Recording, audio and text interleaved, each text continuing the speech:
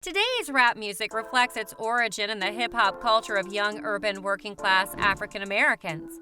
Beef is when two rappers or groups of rappers have a feud. Hip-hop is feudal itself.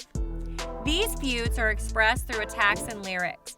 These attacks are called disses. These attacks may be in one line of a song, or they may be the point of the entire song.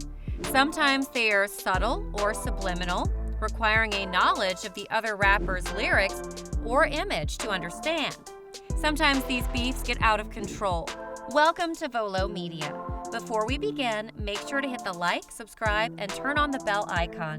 Let's start. 7. DeReal G Money. DeReal G Money was an up-and-coming rapper from Baton Rouge. He had an ongoing feud with fellow rapper NBA Youngboy. On August 27, 2017, DeReal G Money released an NBA Youngboy diss track, Industry. In it, he raps about how the NBA turned into an industry rapper who switched up on him. He mentions his sexual relations with his sister, which angered NBA the most. About 3 weeks later, on September 13th, DeReal G Money was shot dead in response. The killers have not been found. 6. Shuda Shells. Shuda Shells was a rapper from Chicago. He was known for being an op to infamous drill artist G Herbo. Shuda Shells had an ongoing beef with his gang and eventually released Death of 150 on April 5, 2017, aimed towards G Herbo and his gang. After the diss track was released, it received a lot of attention and eventually reached G Herbo's gang. After just 2 months, on June 10, 2017, Shuda Shells was brutally murdered by 3 shooters after catching him in traffic. He was pronounced dead on the scene. The killers of Shuda Shells were never found. 5. Lil Jojo. Lil Jojo was a rapper from Chicago that was a part of an opposite gang of rapper Chief Keef. Jojo made it clear he doesn't rock with the ops. Lil Jojo tweeted that he was on their block and was shot and killed as a result. Lil Jojo released BDK on April 27th of 2012. This video was the main reason he was killed.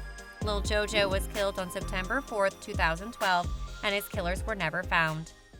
4. OG Man Man. OG Man Man was a DMV rapper who had a beef with Big Flock and his gang.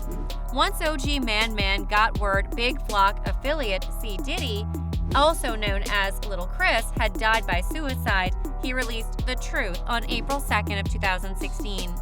In it, OG visits Little Chris's gravesite to shoot the video, all while pouring champagne over the grave. In just 2 months after the video release, OG Man Man was shot and killed on June 12th of 2016. No suspects were ever found or arrested. 3. Lil Mark. Lil Mark was a Chicago drill rapper. He was a part of 051YM, the opposite of Chief Keef's. Mark had an ongoing feud with other rappers like Lil Reese. Lil Mark dropped his remix of No Competition on March 25th of 2014. In it, Lil Mark dissed endless amounts of dead gang members from the opposite set. On March 28th of 2014, just 3 days after the video was released, Lil Mark was shot dead waiting for a bus at the bus stop. His killers have yet to be identified. 2. Triple X Temptation. 20-year-old rapper Triple X Temptation was shot dead in his car on June 18, 2018 in Deerfield Beach, Florida. According to the Broward County Sheriff's Department, the rapper was leaving a motorsports business around 4 p.m. on Monday when 2 armed suspects, one who TMZ reported wore a red mask at the time of the shooting, approached his car, stole a Louis Vuitton bag, and shot him. At this time, police have no official suspects. However, fans have taken to Twitter to launch investigations of their own.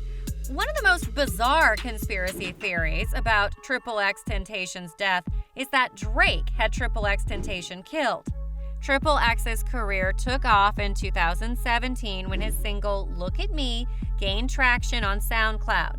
In an interview, Triple X said Drake was impressed with him and promised that he would contact Triple X's manager within a few days, a promise that Drake allegedly never kept. However, within the same week, Drake performed a new song, KMT, that Triple X fans alleged sounded alarmingly like Triple X's Look at Me. Triple X Temptation subsequently launched into a Twitter rant calling Drake out. However, he soon after deleted the tweets and claimed he was hacked. In an interview with XXL Mag, XXX addressed the feud with Drake in a calmer fashion. "I'm aware of what Drake does as an artist," the rapper said, insinuating that Drake is guilty of using the other artist's music. But if Drake is going to take the flow, and I don't know if he legitimately did, but if that is the situation, at least reach out. And then if you want to run off with the flow, then run off with the flow. But I'm going through a lot right now, so it would have been nice if before that happened to me for Drake to have reached out to me personally.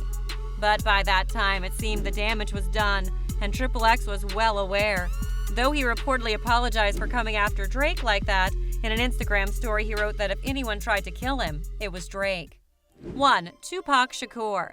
Tupac Shakur was one of the greatest rappers of all time. On June 4th, he released a song called Hit 'Em Up, featuring the Outlaws, a group associated with him. The song's lyrics contain vicious insults to several East Coast rappers, chief among them Shakur's former friend turned rival, the notorious B.I.G.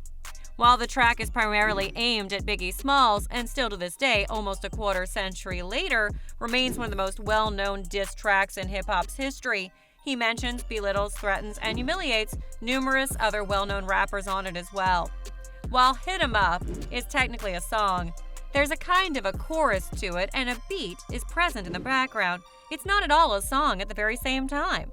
It is essentially a 5-minute and 13-second long death threat aimed directly at the East Coast rappers he names, including, but not limited to, Biggie Smalls, Sean Puffy Combs, Chino XL, Prodigy, and Havoc of Mobb Depp, Lil' Kim, Junior Mafia, and Little Caesar. He then goes on to include Bad Boy Records as a whole, or in his words, as a staff, record label, and a mother***ing crew, before finally adding anyone who wants to be down with Bad Boy Records to the list of people he considers foes. The diss track is not at all a song, and Tupac himself goes on to essentially say the same thing, proudly claiming, "We ain't singing, we bringin' drama." He then simply rhymes that with mama, as he even disparages Biggie's own mother. The track is hands down the most violent, eccentric, and over-the-top diss in the entire history of not just hip-hop, but all of music and entertainment as well. While it had plenty of entertainment value, it was not made for entertainment purposes. It was literally a recorded death threat, a threat he never got to carry out, as Tupac was murdered just 4 months after it was recorded, 3 after it was released. So that was all. I hope you liked the video. Before leaving, don't forget to subscribe to our channel, and we'll see you next time.